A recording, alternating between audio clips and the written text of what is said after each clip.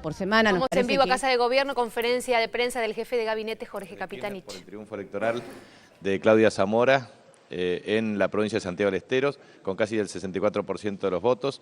El candidato de Sergio Massa ocupó el tercer lugar con el 11%.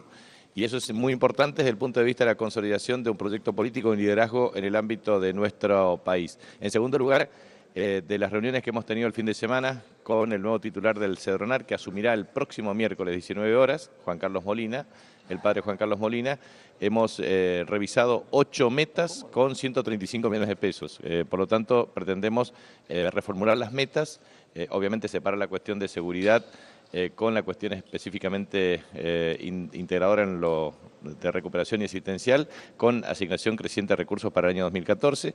En tercer lugar, yo hoy tengo la oportunidad de recibir a la representante residente del Banco Mundial. Como ustedes saben, la República Argentina ha establecido un acuerdo con el SEAD y con el Banco Mundial para destrabar una línea de financiamiento del Banco Mundial de 3.000 millones de dólares, 1.000 para cada año. Por lo tanto, vamos a revisar claramente el flujo financiero proyectado por cada uno de los programas para los próximos 2 años. Y obviamente eso es algo muy significativo porque genera no solamente incremento en el financiamiento para Argentina, sino también la ejecución de obra pública que a su vez genere multiplicación del empleo. Y tengo 3 temas que me parece que es importante para la polémica. He observado algunos titulares de diarios respecto a la preocupación del gobierno de Estados Unidos por la disminución de reservas por parte de Argentina. También nosotros manifestamos nuestra preocupación respecto a Estados Unidos porque la deuda pública supera más del 100% del Producto Interno Bruto.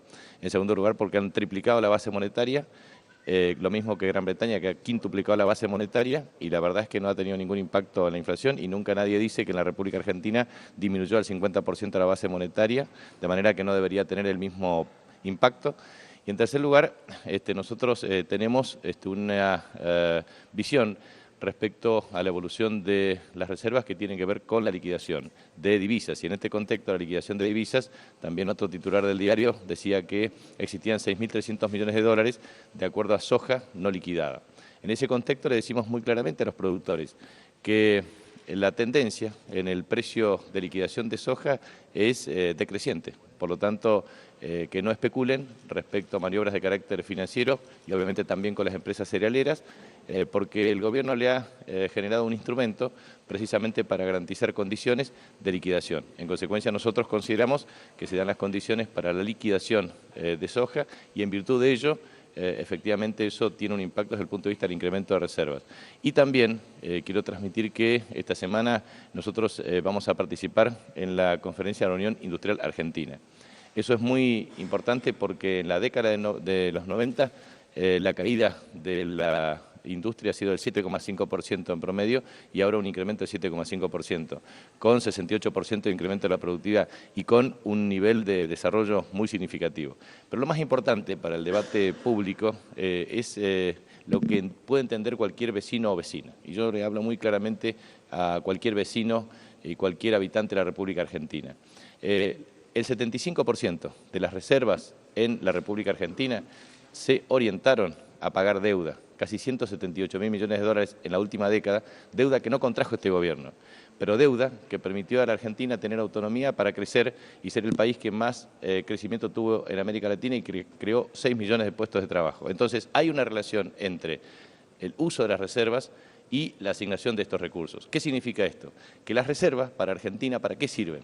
Para pagar deudas también sirve para adquirir bienes importados, pero también sirve para tomar autonomía financiera, porque es parte de un activo que el fruto del esfuerzo y del trabajo de empresarios y trabajadores y del Estado permite tomar un activo, que es la reserva, y cancelar un pasivo, que es una deuda. Entonces, gracias a esa política y gracias a la renegociación de la deuda pública, que fue la más exitosa de la historia de la humanidad, ha permitido que el ajuste que tanto hablan no haya recaído en el pueblo argentino, sino muy precisamente se haya salvado el pueblo argentino de ese ajuste para generar más empleo y mejores oportunidades de trabajo. Y ahí es donde yo quisiera poner mucho énfasis, porque en definitiva, cuando se habla del fin de relato y del inicio de un proceso de ajuste, le pregunto al pueblo argentino, ¿qué ajuste? Renegociar, o mejor dicho, establecer un mecanismo de negociación con Repsol significa simplemente la consolidación de un instrumento de pago, pero también de un influjo potencial de recursos para incrementar sustancialmente la explotación hidrocarburífera, para generar más riqueza, más divisa, más empleo para el país. En segundo lugar, cuando nosotros trabajamos un proceso de adecuación de tarifa, lo único que hacemos es reducir el subsidio o proyectar reducir el subsidio en aquellos sectores de mayores ingresos. Entonces, cualquier política pública diseñada por este gobierno, lo único que pretende es generar más exportaciones, más empleo, más trabajo y mejor calidad de vida de los trabajadores. Entonces, eso es para nosotros una política activa que nos permita definitivamente garantizar estabilidad macroeconómica. Por eso, quiero transmitir claramente que el impacto de las políticas públicas que pretende el gobierno es trabajar con mucha serenidad, con mucha previsibilidad, generando las condiciones para que, en definitiva, los argentinos puedan tener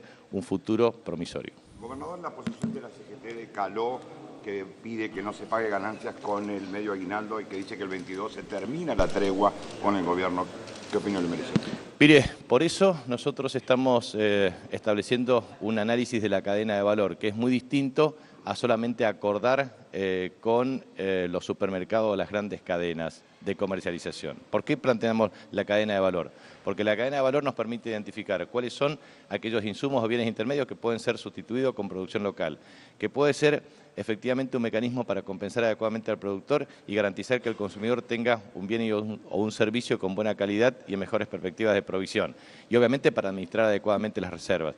En ese contexto, lo que quiero transmitir es que la política impulsada por el gobierno después del 11 de agosto del año 2013, a partir de una convocatoria a empresarios y trabajadores por parte de la Presidenta de la Nación, se ha establecido claramente desde el punto de vista del impuesto a las ganancias. Por lo tanto, ha sido una actitud positiva. Esto es lograr que el impacto del impuesto a las ganancias no perjudique a los trabajadores. ¿Y este año, ahora en diciembre, va a haber alguna novedad, una excepción, como estaba pidiendo justamente la Secretaría de Caló? Es que precisamente lo que se hizo por parte del gobierno es impulsar un sistema propositivo y positivo. Esto es, ya se tomaron las medidas que impactan positivamente en cada uno de los trabajadores. Y en cuanto a los salarios, ¿con qué van a conversar ustedes por el tema de los precios?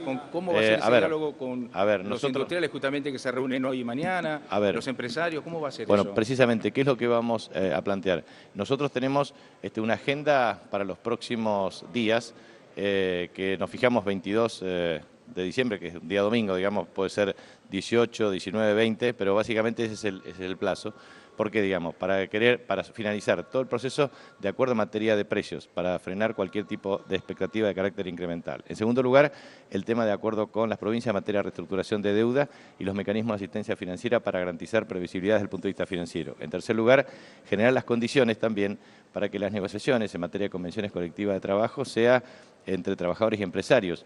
Y en ese contexto tengo que decir lo siguiente: hay 1.500 convenciones colectivas de trabajo en la República Argentina, de las cuales 50 son las principales desde el punto de vista del efecto sobre la transversalidad y la cadena de valor y el impacto sobre el número de empleos, y de los cuales 25 son claramente determinantes en el proceso de formación de los precios. En consecuencia, nosotros lo que advertimos es que a partir de este proceso de integración de la cadena de valor y acuerdo de precios, también es posible ver los vencimientos de las convenciones colectivas de trabajo. Ustedes saben que no hay vencimientos de carácter homogéneo. Por ejemplo, bancarios en enero, trabajadores docentes empiezan las clases a partir en este caso a partir de fines del mes de febrero. Es decir, tenemos muchas convenciones colectivas de trabajo con fechas muy heterogéneas desde el punto de vista de su finalización y su inicio de negociación.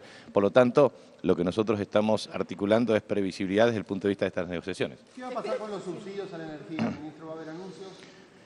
Con respecto al tema de los subsidios, no tiene que ver con el comportamiento estrictamente tarifario, o sea, no se modifica la tarifa sino el subsidio.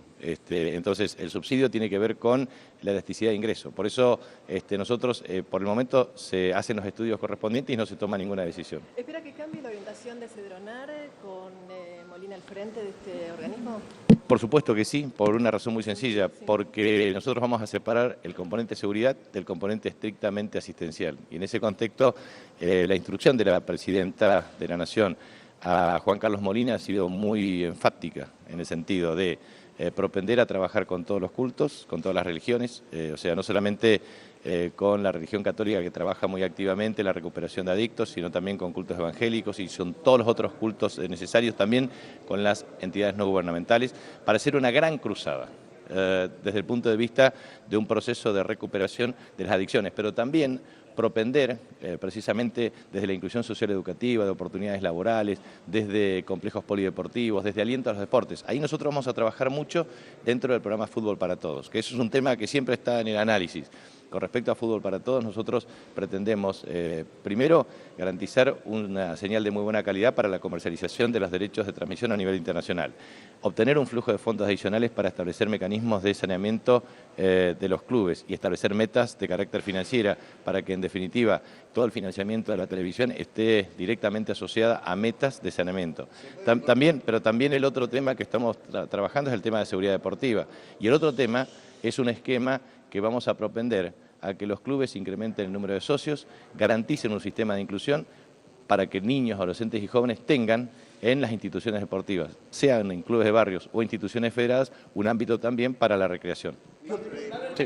¿Sí es posible la inclusión de publicidad privada dentro de Fútbol para Todos? Mire, la publicidad privada no tiene ningún tipo de incidencia o relevancia, por lo tanto es más importante tener calidad de transmisión internacional y obtener la comercialización de los derechos a nivel internacional que la publicidad privada. Muchas gracias. Bueno, muchas gracias.